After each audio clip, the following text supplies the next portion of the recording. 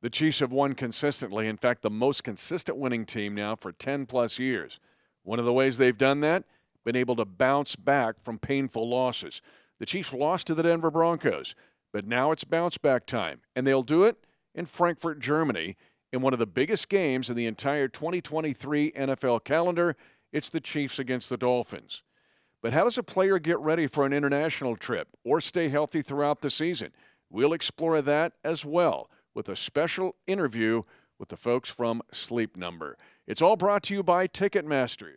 28-yard field goal attempt. It's blocked, picked up by Will Lutz, and he's smoked at the 29-yard line. Justin Reed blocks the field goal attempt by the Broncos' Will Lutz. And welcome to this edition of Defending the Kingdom. I'm Mitch, Holthus, voice of the Chiefs, along with senior team reporter Matt McMullen. We're headed to Frankfurt, Germany. Excited for the game. Aufgeregt für das Spiel, right? And so here we go.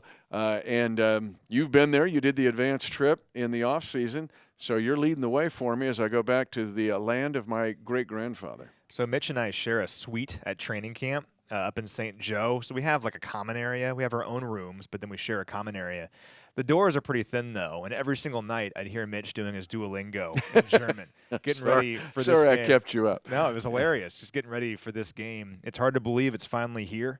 We're going to talk all about the matchup and everything and how the Chiefs are hopefully going to bounce back here in this game. But we should talk for a moment about how cool this is, that the Chiefs are going to go to Frankfurt, Germany, and play a football game for this football-crazed country. You might not think that Germany loves football, but trust me, they do. I was over there in May as part of an advanced marketing trip, and I hosted a schedule release party is what it was called, but it was basically just like a Chiefs rally, like a Chiefs party in downtown Frankfurt for over 100 German Chiefs fans. And frankly, I wasn't sure what to expect going into it. I just didn't know, are there German Chiefs fans? And I was blown away by it, truly blown away. The passion, the excitement, the energy was awesome.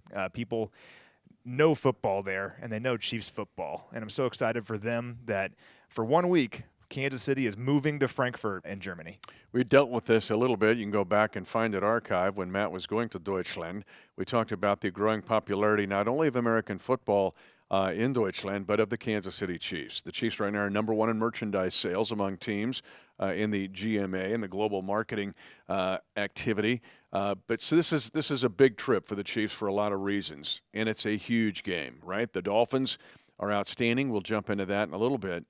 But before we do anything, let's talk about bouncing back from the loss to the Denver Broncos. One thing Andy Reid has done among all of the things he's done great with the Kansas City Chiefs, and by the way, if he wins this game, he will tie Hank Stram for the most wins as a Kansas City Chiefs head coach. But what he's been able to do is bounce back from defeats. I think last year, a 14-3 season, it took a bounce back in a big way from a loss to the Colts that was somewhat inexplicable. Now, Denver did an awesome job in winning this game. There's 1,000 factors in this game, but now to bounce back and try to do it against a powerful Dolphins team will be a challenge, but something the Chiefs have been able to do now for over a decade.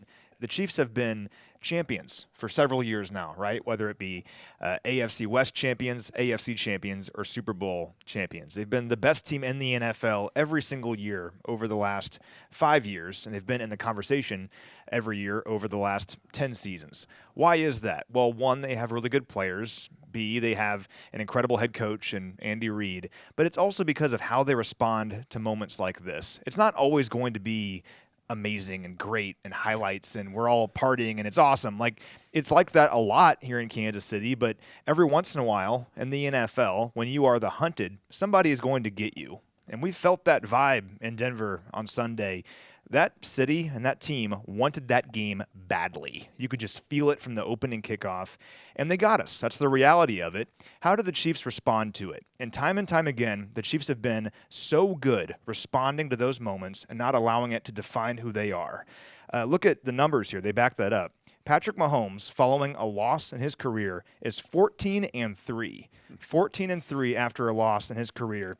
And following a game in which the offense scored fewer than 20 points, which has only happened 9 times, by the way, in Patrick Mahomes' regular season career, they've gone on to score an average of 31 points the following week. So it happened. It's a reality. It was a bummer. How do the Chiefs use that to propel them forward? That's the question, and that's how we'll find out what this team is made of here this season. That list is even shorter when Patrick Mahomes has been held without a touchdown with just the 3 field goals. But we're going to jump into some numbers here later in the podcast and look at the Dolphins, who have put up some eye-popping numbers. But before we do any of that, we want to take a trip around the world. So let's jump on our satellite and just kind of spin around the world as we head toward Germany. This is a pretty fitting segment of the show, right? We're going to Germany. And by the way, how about these shirts? Yeah, pretty cool. One of the cool things about the German fans is they realize, wait a minute, our flag is the same color as the Kansas City Chiefs. I'll take that team. Yeah, pretty cool shirts. Obviously, you can get these online in the Chiefs online pro shop. Pretty cool stuff. Getting ready for the Germany game. All right, let's do around the world. I have 5 for you, as always. Larry is in Jamestown, New York. The Morgan family is checking in from Good Hope, Missouri. We've heard from them before. Hope all is well. Also heard from Jack in Madera Rancheros, California. Jack listens every single week. And we also have a listener in Oslo, Norway. And this is a really cool one. So we are disembarking the plane on Sunday, landed back in Kansas City, and I received a note from one of our pilots. It is for both of us. It is written on the back of the takeoff data. So pretty cool. That's a awesome. bunch of numbers. I'm not sure what it means, but it looks important. Here's the note. Hey, Matt and Mitch. Tough night for all of us, but I must say it's been a real honor to fly you and the Chiefs to Denver and back. Hope to do it again, maybe without the snow. Best wishes, Bill Whiteman, First Officer, United Airlines. He told me he listens to all of our stuff. He's a huge Chiefs fan. Got to be a thrill for him flying the Chiefs to Denver, even though wasn't the result we wanted. Pretty cool, because we have a different pilot every single time. Yeah. So awesome having Bill fly us to Denver and back. Thanks for getting us there safely, and hopefully next time we see you, it's after a win. Props to Bill. I don't know if Whiteman Air Force Base is named after him. Probably not, but still sounds kind of fun. The top pilots are chosen to fly these NFL charters. So Bill is the best of the best, and you have to earn, I mean, based on your hours, and think about the cargo that you have. Pretty important, yes. And safety is important. This was not an easy trip. We sat on that tarmac in Denver before we left for a long time. That plane had to be de-iced. There had to be every precaution taken because the weather was gnarly. And for someone who's been involved in a plane that had to be ditched, you appreciate guys like Bill and his crew. So I'm glad you shared that. That's pretty awesome. Yeah. So thank you, Bill and the crew. Not going to get a fly us to Germany, but maybe one of these days. But hold on. Love being a fan. When were you on a plane that had to be ditched? We didn't have – our landing gear did not go down. It was a twin plane. I was by myself and a pilot. I'm glad that he was a Desert Storm veteran, but we're in a twin. And we tried to do G's to get the landing gear to pop back into place, and it didn't. So he asked if I wanted to call my wife. I said, no, she'll just worry. Oh, yeah. This is the pilot. And so we ditched a plane. And it was, So how old were you? I was, let's see. I was 39. I would have been in my third year of doing the Chiefs. It's my 30th year, right? Does anyone else know this? This is insane. No, it'll be for the book. But, yeah, we had to. Glad you're okay. Yeah, he just said make sure that we're going to cut as much speed as we can. Didn't want to stall, because if you stall, you're going to lose, whatever control you've got. Now, we had to cut the engines eventually. And he just said, get your head below the window, because the props could hit and the props could come through the window. You're like Tom Hanks in Castaway. It was Tom Hanks in Castaway. A little bit of that feeling. It was weird. Okay, but, wow. Let's talk about football now, right? So Bill, when Bill says that, I take that. Thank you, Bill, very much. And hopefully you won't have to be in a plane that gets ditched sometime. If you're ditching like a 777, that's a whole nother matter, which we take some of the top planes that are available. But the pilots have to be creme de la creme. So this cat is a good dude. All right.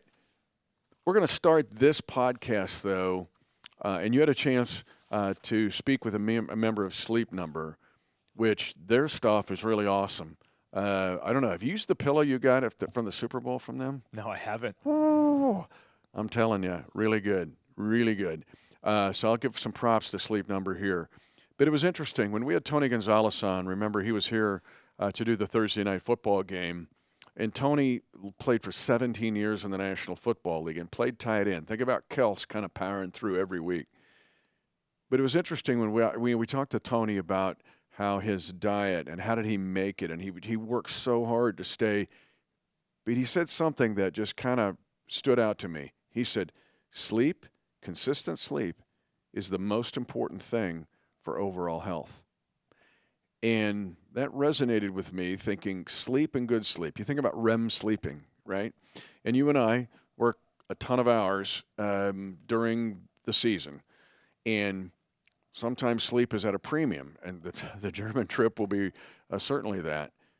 But to find consistent sleep and good sleep is where we start with this podcast. Because for players and all the demands that they have and the demands of playing the National Football League, we take for granted. These are Olympic-level athletes of all shapes and sizes that are going at each other. All these games are tightly contested. But to be able to rest when you have the opportunity to rest could be the difference of winning a Super Bowl or not. Yeah, and you and I are probably not the best people to follow in terms of role models of getting enough sleep, but for the players... When I'm texting you at like midnight. And I'm awake, and then we chat. I go, I bet he's not awake. I shouldn't do it. No, I'm definitely awake. Sin. Especially during the season. But for the players, think of all the stuff that they have to cram into their day. They have to be ready for the upcoming opponent. They have to take care of their bodies. And part of that is getting enough rest. And that can be difficult. You want to go home and spend time with your family, or if you have young kids, that can be hard. But these guys, they have to find time to get enough sleep. And this week, it's particularly paramount because we are flying to Frankfurt on Thursday night, and we wake up, we land in Germany. We're there, and it's the morning, and they have to go to practice. So they have to be ready for that. They have to handle that. And for more on how they're going to do it, I caught up with Dr. Mark Aloia from Sleep Number and also our very own Tiffany Morton, one of our athletic training staff members, on how they're going to help get the Chiefs ready to go to Germany. All right, we're joined now by two very special guests. First of all, it's Dr. Mark Aloia from Sleep Number. He is Sleep Number's head of sleep and behavioral sciences. And then, of course, our very own Tiffany Morton is here. She is our assistant athletic trainer, part of the best athletic training staff in the National Football League. And this is going to be a very interesting conversation because the Chiefs are playing the Miami Dolphins on Sunday. It's technically a home game, but we're playing it in Frankfurt, Germany, over 5,000 miles away. We're leaving on Thursday night, arriving on Friday morning, and then the guys have to go practice and get ready for a football game. And these two are experts on this subject, on getting these guys ready for the game on Sunday. So Dr. Aloia, I'll start with you. Just tell me a little bit about your role at Sleep Number and what you do. Sure. So I'm a clinical psychologist. As you said, I'm head of sleep science at Sleep Number. So that just means that I oversee all of our scientific work and many of our partnerships that involve science. So that could be internal studies. It could be studies with academic partners like the Mayo Clinic. And it's also our partnerships like the American Cancer Society and the NFL. And within the NFL, we work with the Trainers Association. We work with the dietitians. We work with individual teams and individual players. As you know, about 80% of NFL players are on Sleep Number beds. And we utilize those data to help us understand better how they can recover and from traveling across time zones and how they could perform their best. And I'm kind of the one who gives talks to these folks and helps them out. We're lucky to have you on board because this is kind of a unique situation. It's a 6-hour time difference. And actually on game day, it'll be a 7-hour time difference because of daylight savings time. Ends up changing things a little bit. Kind of ironic, already losing enough time. Now we'll add one more hour to that. Tiff, I want to ask you about this too because I think when we think athletic training staff, we think a lot about injuries. And that's obviously a huge part of what you do. But getting the guys ready for this kind of unusual situation, making sure their sleep is taken care of is a big deal for you guys too, right? Absolutely. So athletic training is all-encompassing. We obviously take care of them on the field. I think that's where we are most noted as running onto the field. And then their rehab, absolutely, on the back end of injuries. But we do a lot of preventative care or recovery as well. And so that's where having these partnerships and relationships with Sleep Number and similar groups is instrumental with how we take care of our guys. We're kind of the, I guess you could say, the connection and a quick point of contact for these guys so that we can provide the education for them. And there's a lot of conversations that we have with our partners. So Sleep Number and I, we've been chit-chatting since as soon as we found out that we were headed over to Germany so that we could start providing the information that the guys would need leading up into that point. Thankfully, everybody's pretty familiar with Sleep Number. We've had some great conversations about sleep and the education and the prep and the recovery benefits that sleep has for them. Now, you were with the Chiefs back when we went to London in 2015, I believe. Tell me about that experience and what you kind of learned from that you can now apply to this one going to Germany. So guys get stuck in their ways, and so we have to do our best in order to teach them how to connect the dots of this is how you do it in America versus, all right, well, this is what's going to happen overseas. And part of that is obviously the time changes and getting acclimated that way and with their sleep.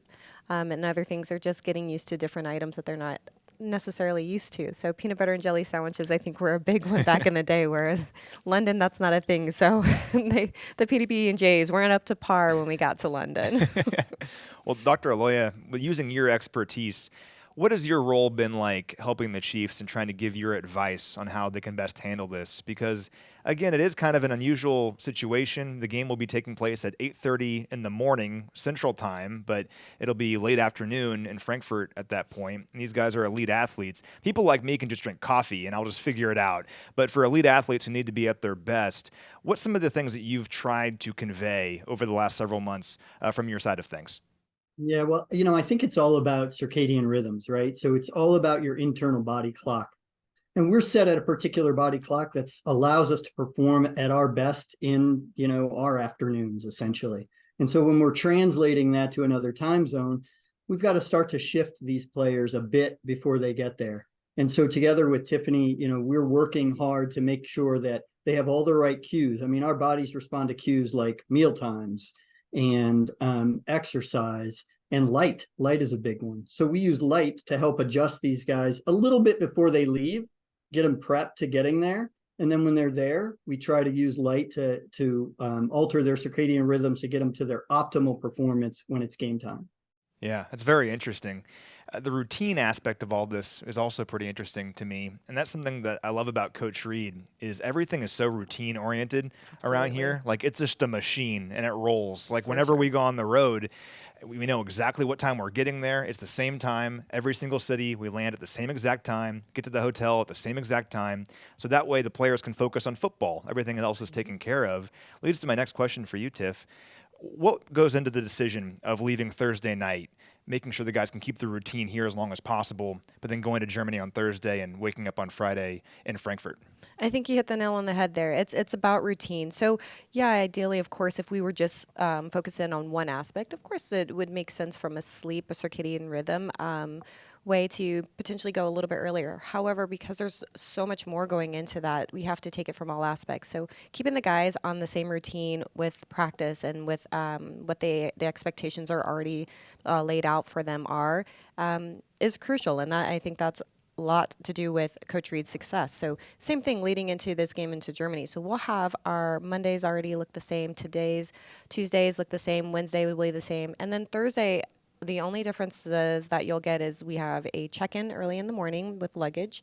The rest of the day pretty much looks the same. They're going to go to meeting times. We'll have practice, and then we'll finish up with the day with meetings.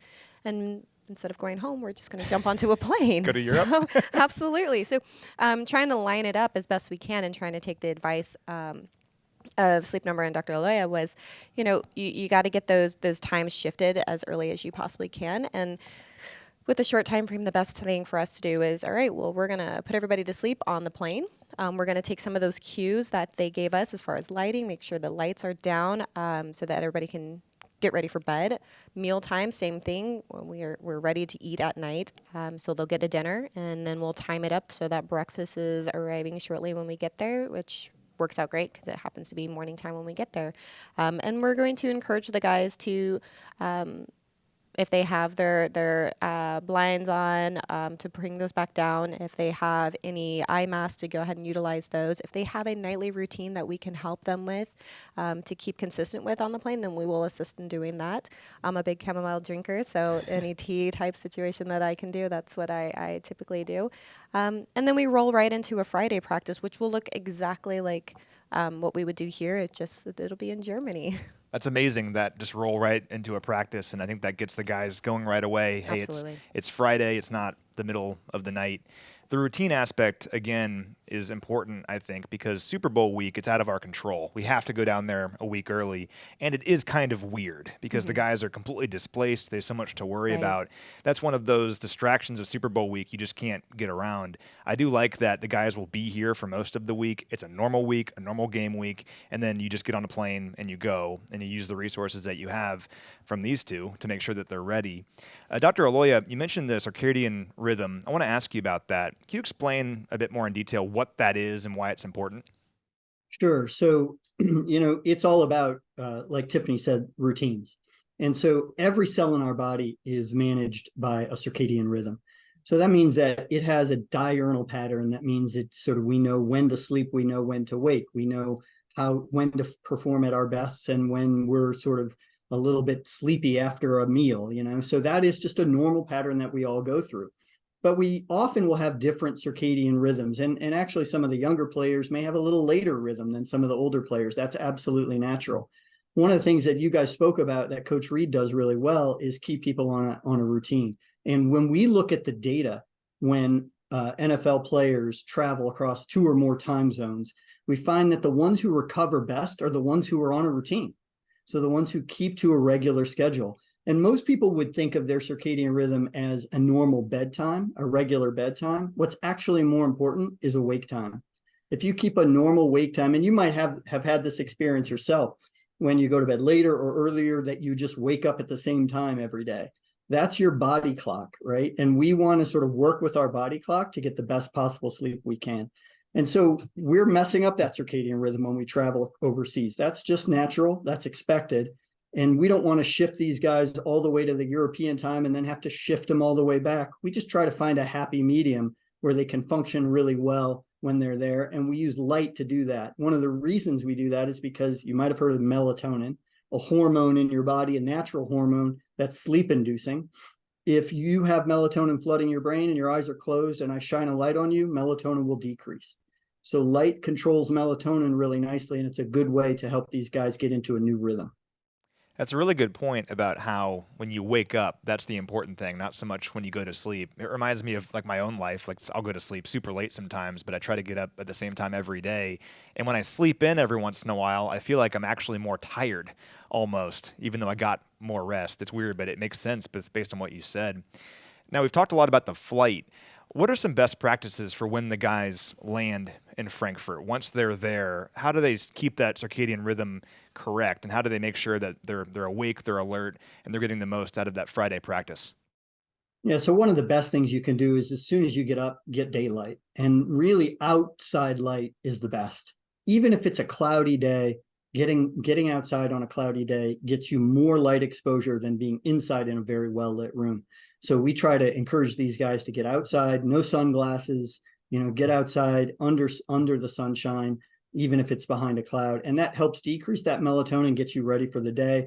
They can have caffeine in the morning. They get their exercise. That gets you activated as well. When I would travel overseas, I often will get there and get out and go for a run. That's my approach because I want to get activated and get into my daytime as best as possible. Now, when they go to sleep, they might struggle to go to sleep, and that's fine, but they still have to get up at the same time every morning so that they can sort of start to make that change.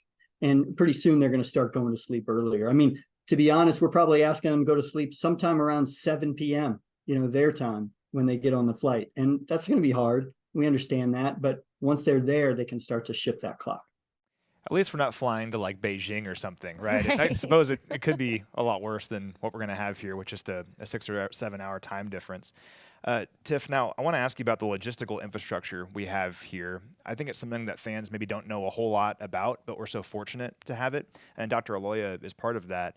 Just how important is the infrastructure that we have to make all of this so seamless, where guys like Patrick and Travis and all the players and the coaches, they can just worry about the game and everything else happens around them to get them ready for it?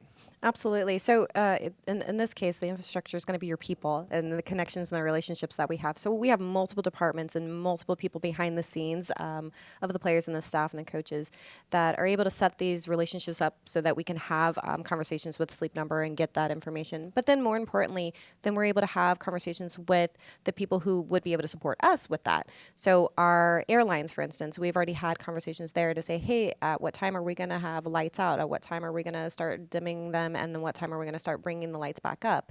Same thing when we arrive there with the hotel and our operations crew, Mitch Reynolds and his peeps, they've already been instructed to make sure that the curtains are up so that we can get that natural light in as much as possible. We've already had team meetings where we've said, guys, you can't go to sleep. We've got to be able to speak in front of those guys and give them those hints and tips and say, the worst thing for you right now is to try to take a quick little nap. That's not going to work. So being very front forward with all the education from all the staff members is crucial in that aspect. And then again, kind of following Coach Reed's lead, where a Friday practice is kind of quicker on the meeting side of things and getting right into that exercise, right into the practice. And Coach has already said, yeah, that one's going to be tough, but that one's going to be the most important one to get us back on track. So having a supportive group, everybody on the same page, everybody saying the same message, I think really allows these guys to prepare to the best of their ability to focus in on being in their routine and not worried about how to change the routine. We will do the change for them. They just have to follow our lead, so to speak. Well, this is where NFL teams are not equal. And I'll close with this. I really appreciate the time that both of you have given us here today. We are so lucky to have the infrastructure that we have here in Kansas City. And the 2015 game that we talked about earlier is a great example of that. Mm-hmm. Look back at that season. The Chiefs started out 1-5. Well, that Lions victory in London was part of a 11-game winning streak that led to the first playoff victory for Kansas City in a very long time. They don't get that win if they don't have the right people on board, making sure they get enough sleep, that they're ready for game day.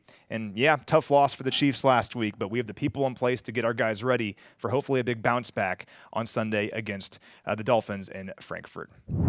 All right, really interesting stuff there. It's one of those things we kind of take for granted. We're like, okay, we're just going to go play a football game there. We'll just drink a bunch of coffee, right? And for you and me, maybe that will work. But for elite athletes, they have to go perform, and they have to play one of the better teams in the NFL and the Dolphins, and to try and get a win, you got to be your absolute best. And we're so fortunate here at the Chiefs to have the logistical infrastructure and the experts who can help get the guys ready.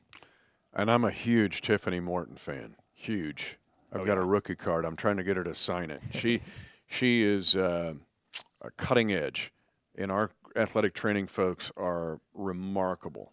And she's really turned in now to a leader in the industry, which it's been great to see. Julie Freimeyer is another one. But for a female to have the responsibility that she has, and I only say that not to, but for her to take and put a female athletic trainer now in this point of responsibility is really groundbreaking here. And so when Tiffany talks and says something, you pay attention. So I love the fact that you did that interview. But how many times have people said, hey, well, didn't you sleep on the plane? Okay, here's a question for all of you Kingdom defenders. How many of your bedrooms are in the motif of an airplane and airplane fuselage? And your bed? Oh, no, your bed's a plane seat. I got it. Hey, didn't you sleep on the plane? Oh, slept like a baby on the plane. Come on, people. Yes, we're in the sky, right? We're flying to Germany in an 8.5-hour period. But still, to sleep on the plane is a bit of an art form, but it's going to be necessary the way the Chiefs are doing this trip. Yeah, I remember after our Chargers game in prime time last year, it was so late and we were getting back late. We're going to land at like 4 or 5 in the morning, right? And then some people can take that Monday off, but we can't take the Monday off. There's still the same amount of work we have to get done. So I'm going to go home, get a couple hours of sleep, maybe, and then come back to work. I really admire Josh Klingler on the radio, of course. He does Fesco in the morning, but he's also your sideline reporter for the radio broadcast. He sometimes will land and go straight to Odyssey and just do his morning show. Yep. I don't know how he does it. I remember, though, after that Chargers game, I was trying so hard to fall asleep. And we have like little TV monitors in front of us where you can watch movies and stuff. Well, there was this option where you can play just like deep space sounds. Just put my headphones in, try to like relax and go to sleep. But I'm so wired from the game and I just can't fall asleep and whatever. For us, it doesn't matter as much. Like I said, we'll drink some coffee. For the players, it's very, very important that the athletic training staff gets them ready for this game, not just physically in terms of injuries and injury recovery, but also just being 100% there, being rested. It's not easy, and we're lucky that we have the very best in the NFL getting our guys ready. I remember going to London in 2015, and it was last year that the late Len Dawson did road games. And it was such a blessing for me to work a quarter century, basically, with my boyhood hero. But I remember telling Len, okay, because we were on the same kind of itinerary, you have to put yourself, when you get on the plane, you've got to put yourself, in this instance, it was London time. For us, it'll be Frankfurt time. You've got to mentally, like, figure that out. Like, it's 1 a.m. Yeah. And you're thinking it's 7 o'clock at night. So I got Len a blindfold, like you're supposed to wear if you travel internationally, and like your dad does, I'm sure, all the time. You get him a little melatonin. You're like, okay, man, you've got to sleep like it's the middle of the night. Okay. So I'm trying to sleep like it's the middle of the night. It's not working. I'm listening to the, the soft sounds. I mean, I fall asleep, and I think for a while, I wonder how Len's doing. So I peek up under my blindfold. He's watching movies, having food. I go, this isn't good. He had his days and nights mixed up that whole trip. Oh, no. Oh, no. It was, and I love him. But it was like, it was the middle of the night, and he was up, and anyway. You can, to travel and to do these games internationally are a little bit tougher than people think. I know it's a first world problem for you and me when we get off these games at 5 a.m, and then you have to go basically right into work, because I've done the same thing Kling has done. And then you got the Kingdom show that night. Those Kingdom shows are the longest of my life, like 6:26. and then you're driving home like bopping and weaving. Okay, that's what we got. But get proper sleep, proper rest, even if it's a consistent time, is for any age. I don't know how Coach does it. He's an alien. But for the rest of us who are not an alien superhuman like Coach Reed, a consistent rest of 7 to 8 hours a night, I think, has been proven scientifically. It has a lot to do with overall wellness. Now, we'll just close this way on doing a quick crop dust of this game. And if you can find Kingdom Conversations, we'll dive into this a little bit more on that. You can find it when you travel around on your Chiefs app. But this Miami game to me is interesting because the fact that this is arguably the biggest game so far in the NFL calendar, and it's happening in Frankfurt, Germany. Get ready for more of that, folks. That's another thesis I'm doing during the bye week, is that we are very, sooner than later, every team will play an international game every year. You're going to open up Brazil. You're going to open up Australia. We'll do a podcast in the offseason about it. But what does that mean? You're going to get huge games that are going to happen outside of the continental United States. Just get ready for it. More of these kind of games will happen in locale that's in a so-called neutral site. That being said, to me, Matt, and I'm curious of your thought on this, this is the second straight opponent where there's a larger, long-form narrative as a motivation for an opponent. Last week, it was the Denver Broncos, sick of losing to the Chiefs 16 straight times. They were going to pour everything they had into that game. They did, and they won. Credit to them. Here's Miami.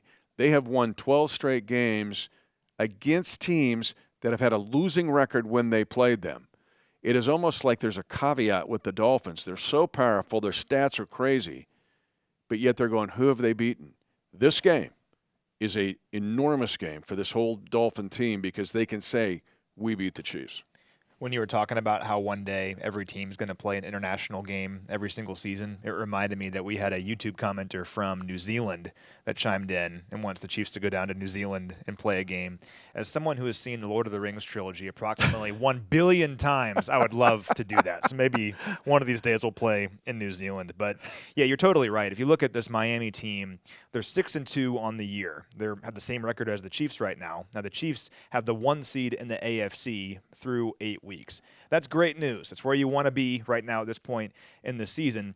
But the Dolphins are right there. Now, if you look at the teams the Dolphins have beat, they are 6-0 against teams with losing records this season. To their credit, you're supposed to win those games, and they have throttled those opponents. Their average margin of victory this year is 18 points. But in their 2 losses, those being Buffalo and Philadelphia, the 2 teams they've played this season with a winning record, they lost both of those games by double digits, and they did not score more than 20 points in either game. So this Dolphins squad is trying to really announce themselves as a contender in the AFC. And let's be honest, if they beat the Chiefs here in this game, they will accomplish that. They will say, we are here. For the Chiefs, the mandate is get back on track. And who better to get back on track against than a contender, a really good team in Miami who's trying to challenge you. And like we talked about earlier in the show, the Chiefs, time and time again, whenever they have faced situations like this, they're up for that challenge. It will be a challenge, though. This Miami squad is pretty loaded. And think about it long form for the Dolphins, because people talk about the Bills and the Bengals and the Chiefs and the Ravens, and the Dolphins were smothered for 2 decades by the Patriots run.